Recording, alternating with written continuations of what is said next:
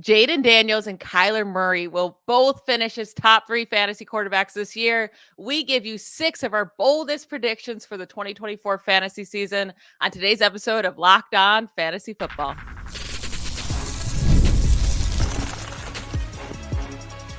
You are Locked On Fantasy, your daily NFL fantasy podcast.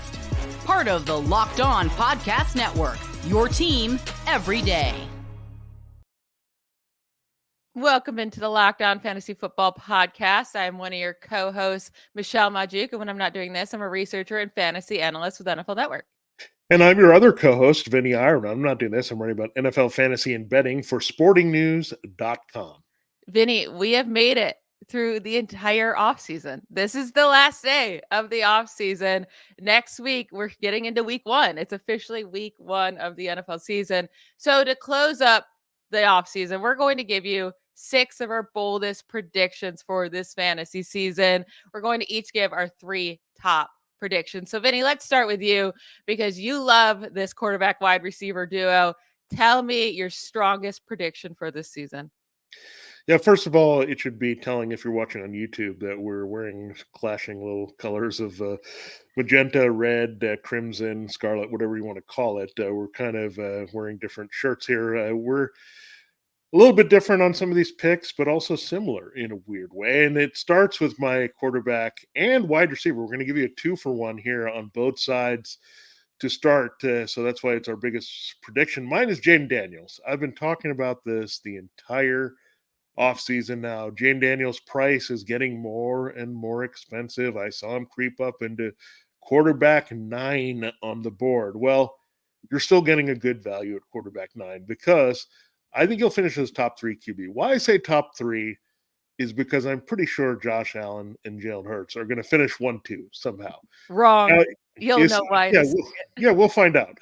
But Michelle will tell us someone else could do that. But I'm going to be just a little conservative. It's not kicking out. I'm putting him at number 3 because he's still a great return on investment. This is fantastic. I mean, if you're getting him after all these quarterbacks in the 8th, 9th round, you're really doing well. Jayden Daniels is headed for a big season. And the Commanders' offense, this is not the Commanders' offense we're used to. This is not the Commanders' organization we're used to. They've got a plan. They've got Cliff Kingsbury. He's going to scheme up Jayden Daniels really well. Big arm, can run around, make a lot of plays, and the Commanders' secondary stinks. They're really good in certain areas of their defense. They've improved their front 7. They're pretty good in the middle, but still they're working in Benjamin St-Juste and just some bad corners. So they're going to be in a lot of high-scoring games. Jayden Daniels is going to have to throw quite a bit in these games and run, and he's going to score a lot in the red zone, as we've seen so far in the preseason. Big arm, great legs. He's going to go nuts here as a rookie. This is going to be the best, most exciting rookie season in fantasy football in reality in Washington since the best days of Robert Griffin III. That's how good this offense can be with Jayden Daniels. Now, I've hyped him up. He's got to have somebody to do it with him, right, Michelle? It's Terry McLaurin. I've talked about it all the time. There's no Jahan Dotson. It drops to Diami Brown and Luke McCaffrey next. When you look at this receiving core, Terry McLaurin is special. And what does he do well? Stretch the field and catch the ball and deep threats and air yards. Well, here's someone who's finally going to throw the ball to him to make these plays. So I could see a monster season. The only thing missing from his resume is touchdowns. I think he gets that with good quarterback play. So Jayden Daniels as a top 3 QB for me. Terry McLaurin, I'm boosting him. He's going around wide receiver 30. I'm putting him in the top 12 as a wide receiver 1 this season. I'm much more comfortable with your Jayden Daniels take because we put him up so high, right? I have my quarterback 7 ranking, but I could see him finishing as a top 3 quarterback because of his rushing. It's not because I care at all what he does as a passer. Like, obviously, he can't completely stink it up, but we know, Daniel Jones finished as a quarterback 10, throwing 15 passing touchdowns, and he still didn't put up nearly as many rushing yards as they expect out of Jayden Daniels this year either. So I'm with you on the Jayden Daniels thing. Like, I could see him finishing as top 3. Terry McLaurin, I can't get on that train. Someone's got to help him get there. So, I mean, he's the guy who's going to help him get there. I mean, I don't know. He's still an underrated player to Very, me very overall. good wide receiver. I'll give you that. Yeah. And he's probably a good value in drafts this year. Now, my boldest prediction, I've been talking up these two guys all offseason long. So let's wrap it up in a bow here. Kyler Murray will finish as the quarterback one this season. And his wide receiver, his rookie wide receiver, Marvin Harrison Jr., will be a top 3 fantasy wide receiver in his rookie season. I went super bold here because we've never seen Kyler Murray finish as the quarterback one. I've told you over the last 4 seasons, it's Kyler Murray who averages the 3rd most fantasy points per game over these last 4 seasons, behind only Josh Allen and Patrick Mahomes. But also, he has the upside. So when you're just looking at games where players have scored 30 plus points, I went back to his 2 healthy seasons, right? His 2 latest healthy seasons, 2020 and 2021. Throughout that span, Kyler Murray had 7 games where he scored 30 plus fantasy points. That was the same amount of games as Patrick Mahomes, only fewer than Josh Allen. When you're looking at even higher than that, 32 plus points, Kyler Murray's at 6 games. Only Josh Allen has more at 7, and they're the only 2 with more than 4 such games. But then also, he's very consistent too. He doesn't ever truly kill you. Like 18 plus points in 21 games during that span, 4th most in the league during that span. So it's just like, he's been safe, and he also has the upside in any given week. And the reason I'm willing to say he can be the quarterback one this year is because we're worried about what Josh Allen's ceiling is this year, right? He's going to have the floor with the rushing, with his touchdowns he scores. But we're worried about his weapons. That can make him fall a little bit.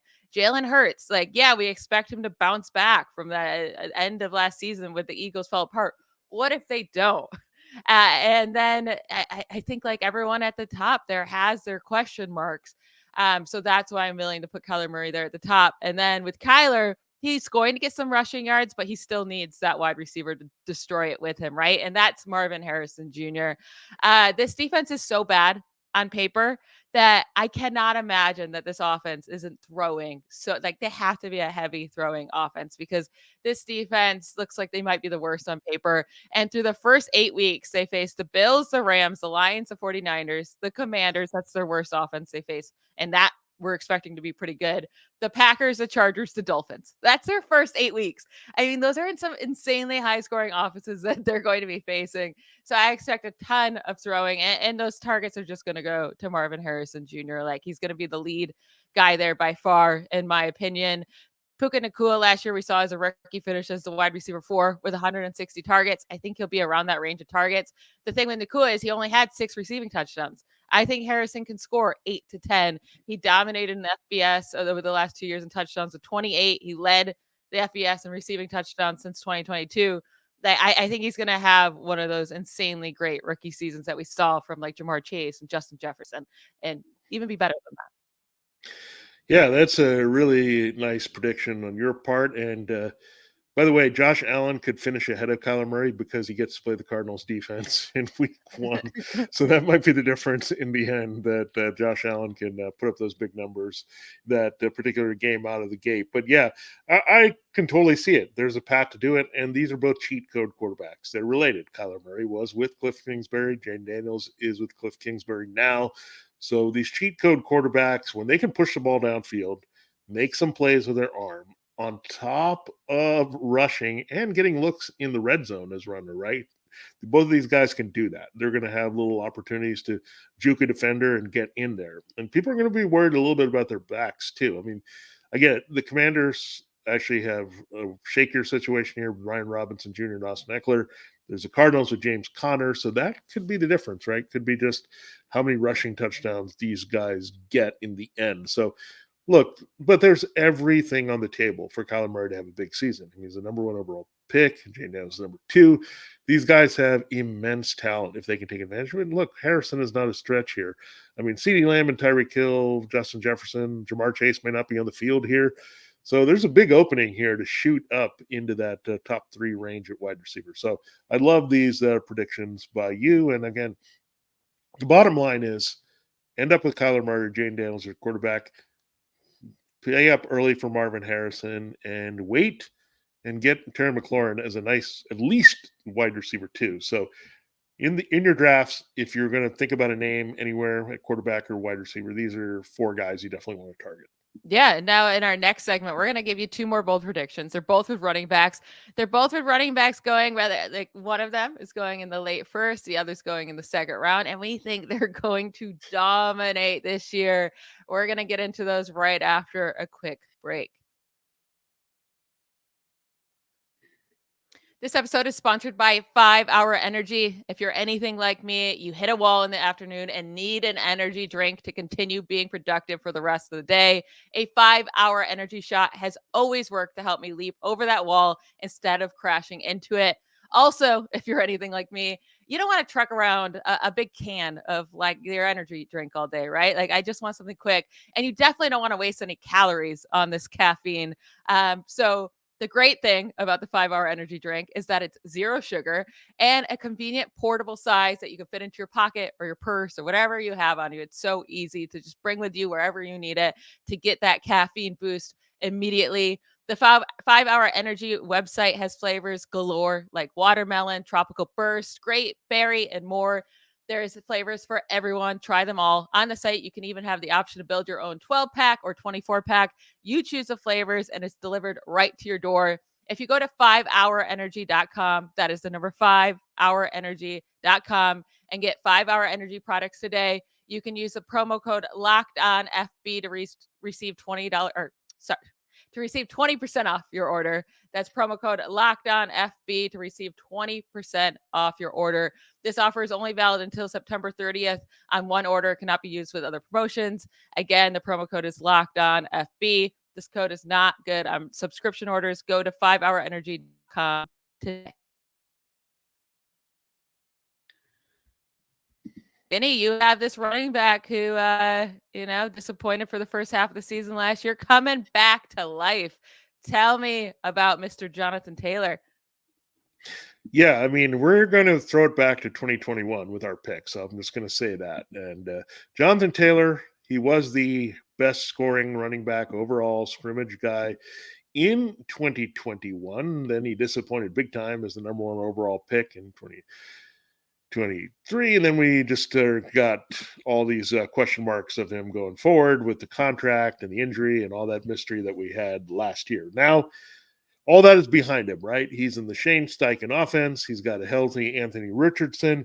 These two guys are going to create nightmares for defenses up front. They're not going to know who to stop here between these two guys are running the ball. I mean, we've kind of seen it, and yours is going to be really, again, it's kind of funny how ours are kind of correlated, right? Where we're having this running quarterback with this big time back. And everyone says, okay, he's a guy that could steal touchdowns or whatever. But yeah, that could come into play. But there also could be a lot of touchdowns to go around between these two. And then they could be unstoppable, helping each other score in the red zone because the defense has to commit to one of these guys. So Anthony Richardson, Jonathan Taylor. Now he's fully healthy. The backup situation also, by the way, it's Trey Sermon. I mean, he's banged up. They don't really have a guy that's going to cut into his carries or touches the way that Nyheim Hines or one of those like thorns in his side once was. Now, keep in mind, only two players, Marshall Faulk and Priest Holmes, have had 2,000 scrimmage yards and 20 touchdowns combined in a season more than once. They've each did it twice. That's the end of the club here. Well, Jonathan Taylor is about to join that club, and maybe somebody else will. Maybe Chris McCaffrey will too. But when you look at it, Jonathan Taylor would be the surprise of those two because everyone's taking McCaffrey as the number one overall. Jonathan Taylor slipped to 6, 7, somewhere there at RB, but he's a special back. He did not go away as a talent here. And Shane Steichen, look, Miles Sanders looked good with Shane Steichen running the ball. Miles Sanders, he had double-digit touchdowns, and then we thought he was going to do anything, but then we realized, oh, it was a product of the Eagles' offense. Well, he was that good. I love this offensive line, too. You've Bernard Raymond at left tackle. He's a really good, big guy that can push people out of the way.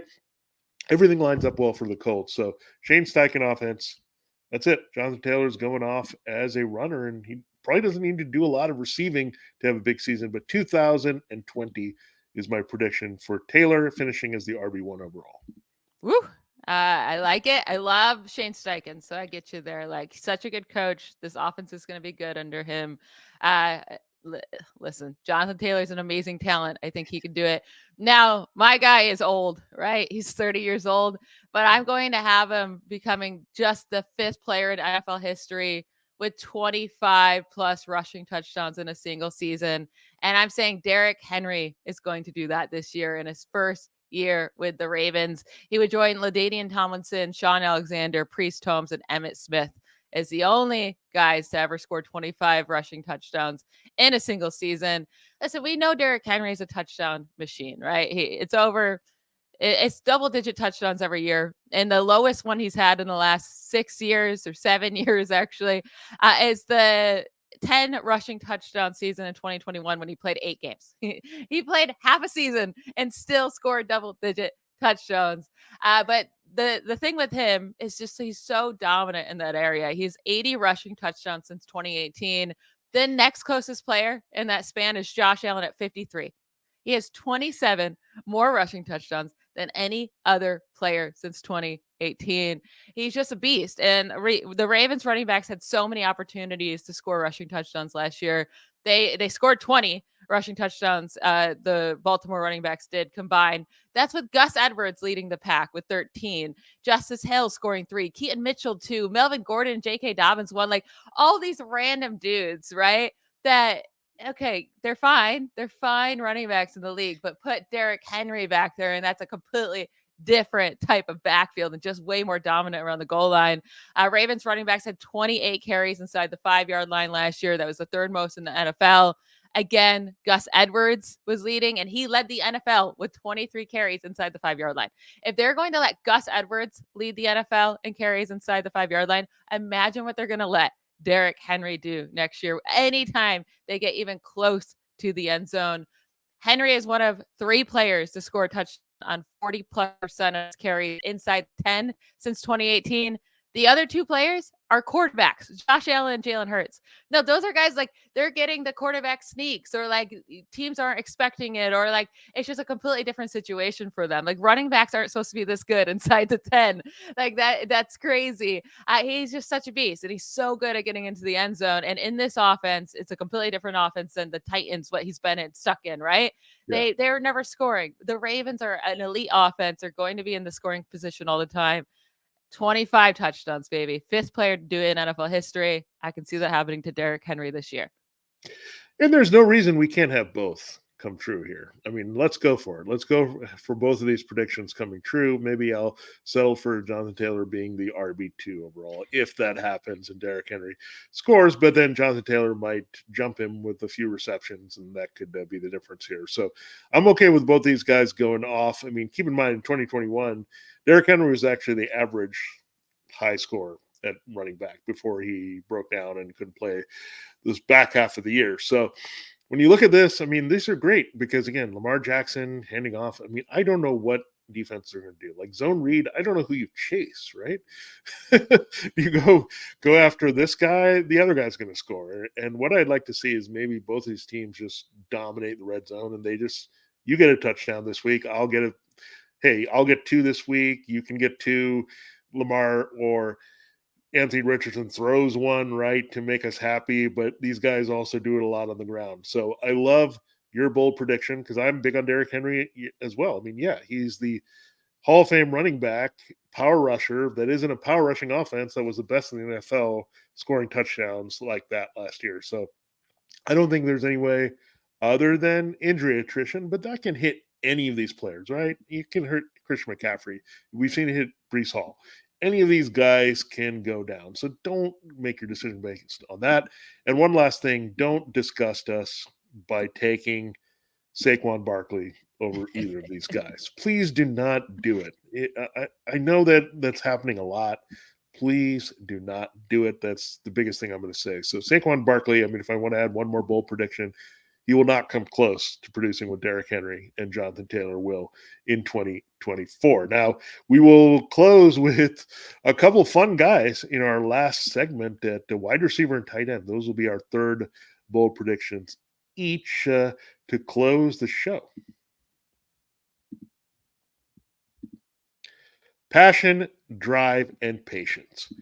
These are the parts of the winning formula for championships and also what keeps your ride or die alive. eBay Motors has everything you need to maintain your vehicle and level it up to peak performances. Superchargers, roof racks, exhaust kits, LED headlights, and more. Whether you're into speed, power, or style, eBay Motors has got you covered.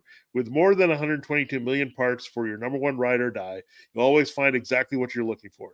And with eBay Guaranteed Fit, your part is guaranteed to fit your ride every time or your money back. Because with eBay Motors, you're burning rubber, not cash. With all the parts you need at the prices you want, it's easy to make your car the MVP and bring home huge wins, just like you're going to do with your fantasy team this season. Keep your ride or die alive at ebaymotors.com. Eligible items only. Exclusions do apply. eBay Guaranteed Fit, only available to U.S. customers. All right, Michelle, this time I'll let you go first. And I'm letting you do this here for your last bold prediction because I'm totally on board with it as well. I'm hoping for it. But you're also the Steelers person among the two of us here. So go ahead, reveal your final bold prediction for your fantasy football drafts. Yeah, you might call me a homer with this pick, but I'm going with it. I don't care. It's George Pickens will put up 1,400 receiving yards and 10 plus receiving touchdowns this season. Listen, the receiving yards, he should do this, right? He is the only wide receiver in this offense. I mean, they failed at trading for Brandon Ayuk. I don't think they're going to be able to find any other trade partners in the next week. Like, they're going into the season with George Pickens and Van Jefferson. Those are their guys. We'll see when Roman Wilson can get back healthy, but a rookie missing pretty much all of the preseason is not a great formula for success in his rookie year. But Pickens last year put up 1,140 receiving yards on 106 targets from the worst quarterbacks in the league. I mean, Kenny Pickett, Mitch Trubisky, yeah, you got a few games there with Mason Rudolph, but it's sad when you're like, oh, thank you, Mason Rudolph, for saving us. Like, that's pathetic. That's how bad the quarterback situation was. So, yes, I think his targets are going to go up greatly from 106. And I think his targets that he is getting are going to be way better than what they were last season. He had just 4 games with 8 or more targets last year. He averaged 123.8 receiving yards per game over those 4 games. 8 targets a game would put him at 136 targets this season. I think that's very, very reasonable. Now, what's not reasonable is taking that 123 and expecting that to go throughout 17 game pace, because that would put him at 2,100 receiving yards. That's obviously not going to happen, and that's not fair to expand that big. But it does show you that anytime he's gotten the target share, he can do it. Like, he can be a wide receiver 1. So I fully expect him to put up great receiving numbers. Russell Wilson had 12 passing attempts this preseason. 4 of them went to Pickens. They connected on a 32-yard catch that was beautiful, and they almost had another deep catch, but Pickens' foot was just out of bounds. But that's what they're going to be doing this year, right? Like, they're perfect for each other. Russell Wilson is happy to throw it up to his guys that can make contested catches. He's so good at that. And Pickens is so good coming down with them. But also, he's just a big play machine, too. He had 4 receiving touchdowns of 40 plus receiving yards last year. That was second most in the NFL, behind only Tyreek Hill. Again, he wasn't playing with quarterbacks that could throw deep like Russell Wilson can. And with the touchdowns, he had 5 last year. That's it. But it's because nobody scored touchdowns for this team. The Steelers they've only thrown 25 touchdowns over the last 2 seasons combined. 25 touchdowns over the last 2 seasons combined. Insane. Wilson had more passing touchdowns last year than the Steelers have had in the last 2 seasons combined. If Courtland Sutton can score 10 receiving touchdowns with Russell Wilson, George Pickens can. I think Pickens is a much more talented player than Sutton overall. So, yeah, 1,400 yards, 10 touchdowns. And maybe it's inconsistent and they're huge games and some down games, but I think he has a really nice year as the wide receiver 1. Yeah, I'll sign off on this 100%. I've been talking up George Pickens quite a bit, and I think it's kind of started when they said, okay, we can't have him and Deontay Johnson coexist in the wide receiver room. They just were 2 guys that want to be the alphas, and there's only room for one, and George Pickens ended up winning that battle mainly because he's younger and cheaper at this point, and Deontay Johnson was easier to trade to a team that was kind of desperate there in the Panthers. So that's one thing that I'll add that is also telling from this organization, that they wanted to unleash George Pickens a little bit more. Another thing is also related to Russell Wilson. Not for Cortland Sutton, but for DK Metcalf. There's this type of ability, right? He loves these field stretching receivers, going even back to when Jermaine Kearse flash plays here for the Seahawks, right?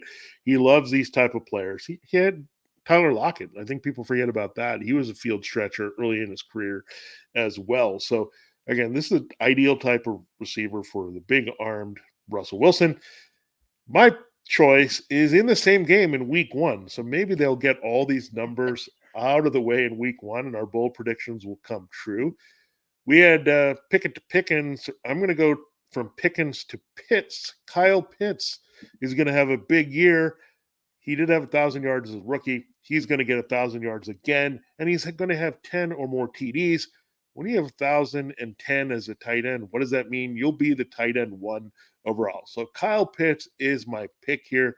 Look, Dalton Kincaid, there's a lot of buzz around him as a first-round pick from last year. Brock Bowers is a first-round pick this year. This is the guy you want instead, that you want to target here. And Kyle Pitts, his draft status is about the same, which makes no sense to me. We're moving up Drake London crazily up in boards, right? We've moved Drake London from like a wide receiver 4 all the way to like the top 12. That's insane to me. We're like, oh, Kyle Pitts, he stinks. He's right here. But Drake London wasn't all that good last year, right? I mean, come on. Like, I think Kyle Pitts is a better talent than Drake London.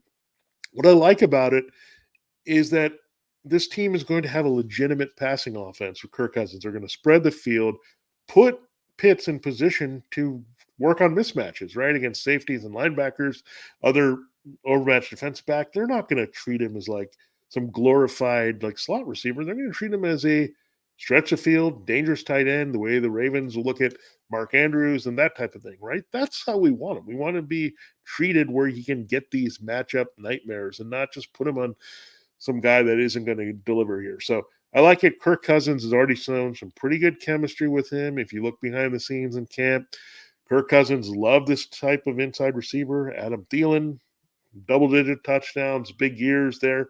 Get a little different position, but TJ Hawkinson and Kirk Cousins kind of connected really well last year as well. So I'm just looking at a big year for Pitts. And again, it's him and Drake London. Those are the guys in the passing game. This team is going to throw 65% of the time. I want a piece of Kyle Pitts, and I think he's still somehow a great value. Dalton Kincaid and some other people have shot up the boards. This guy just sat there in the same spot to go attack for his big upside. Yeah, I actually almost did Kyle Pitts as my last one here instead of George Pickens. So it's really funny that you did this. I'm all in on Kyle Pitts this year after being his big hater the last couple of seasons. I think Kirk Cousins is going to fix him and get him the touchdowns and get him better targets and hit him downfield where Kyle Pitts excels compared to other tight ends. And yeah, I expect a huge year from him. I won't be surprised at all if Kyle Pitts is the one that leads this Falcons offense in receiving yards and receiving touchdowns and not Drake London. I feel much more confident that Kyle Pitts is going to bounce back and have a big year than Drake London. They both could, but I just feel more confident in Kyle Pitts. So I love that from you. Now to finish up our offseason, let's make our Super 59 prediction. Who are the 2 teams that will be playing in the Super Bowl this year, Vinny? And who is going to win? You'll go first, and then I'll give you my pick. We actually picked 2 different teams to make the Super Bowl. Yeah, this sounds like the chalkiest of chalk, but I'm going with the Chiefs. And it's never been done. No one has won 3 Super Bowls before in this modern era of the NFL. But if I'm going to pick a team, this is a team. Like, I am trying to figure out a way that the Chiefs will stumble. Like, even when they stumbled last year, they lost to the Lions coming out of the gate. They've had to fight through being a non-number 1 seed. How many different ways have they won with Patrick Mahomes? They've been pushed, and Mahomes has come through the 4th quarter. He's come through the overtime. He's done everything just when they've been on the ropes, right? When we've written off their offense. So I like the Chiefs, and I'm going to go with the Lions. I think they're going to finish it and get there this year. Look, it could be the 49ers, Lions, Eagles. Any of those teams would not surprise me. It's a Lions' turn to lose to Patrick Mahomes. The 49ers and Eagles have already experienced this, so might as well Detroit have this. And I'd like to see the Lions get to their first Super Bowl. It's been overdue. Look, they blew the lead against the 49ers. They were a young team learning how to win last year. Now they've got the experience. They're there. They're going to get it done. And again, I think they're an ascending team. I'm going to go Chiefs over Lions in Super Bowl 59 in New Orleans. Yeah. I really hope the Chiefs don't make it again. I just can't pick the Chiefs because I can't be rooting for that again. I'm bored of seeing them, but I do get it. Like, it would be, I guess, crazy to see a team win 3 in a row when it's ever happened. Blah, blah, blah. I can't go with any other team in the NFC but the 49ers. So I'm going 49ers over the Texans. The 49ers are just a dominant team on both sides of the ball. They're by far the best team in the NFC. I fully expect them to get the number 1 seed again. They didn't even play close to their best that they could have in the playoffs last year. Like, not a great game against the Packers, not a great half of a game against the Lions, and they still squeak through to the Super Bowl. Like, this team just makes the NFC Championship every single year. It's hard not to pick them to be the team to be in the Super Bowl. And then with the Texans, I just really didn't want to pick the Chiefs, right? And Lamar always falls short in the playoffs. I'm not going to pick the Ravens. The Bills lost all their weapons. I can't imagine this is the year that they go. The Bengals were an option, but I don't know if their defense is good enough, right? And we got to see about this Jamar Chase stuff. Like, hopefully he's back sooner rather than later. But I'm going with the Texans. It's not only because we know how good their offense can be, like amazing, right? With all those weapons and CJ Stroud in the second year. But I actually think this defense could be electric this year. Very, very intriguing defense under DeMeco Ryans in his second season as head coach, with Will Anderson Jr. and Danielle Hunter and Derek Stingley Jr. and Jalen Petrie. Like, some really fire players on that defense that can make huge plays. Love them as my fantasy defense this year, by the way. The Texans, they're like ranked so low. Love them as my fantasy defense, but that's why I'm going with the Texans. I think their defense can also be great. So 49ers over the Texans. Yeah, I think I may have made this prediction several years ago. I think it was back in the day when we had JJ Watt. I think it might have been 2012 or 13. So I did have 49ers over Texans at one point. So you're bringing it back. I like it. Texans also have not been to the Super Bowl, so it'll be good to have some new teams in there. So hopefully one of these predictions will come true for you, and all of our predictions will come true for you here in fantasy. And again, if you're drafting and you heard some of the names we threw out, make sure you get some shares of these guys here in the next few days in your drafts. Absolutely. That is it for today's episode. Thank you to you all for making Locked On Fantasy Football your first listen every day. We are through the off season. We're entering week 1 starting next week. We will help you set your week 1 lineup. We'll help you with any maneuver you need to make prior to week 1 and give you all the best advice. We'll talk to you next week. Have a great Labor Day weekend, everybody. Bye, y'all.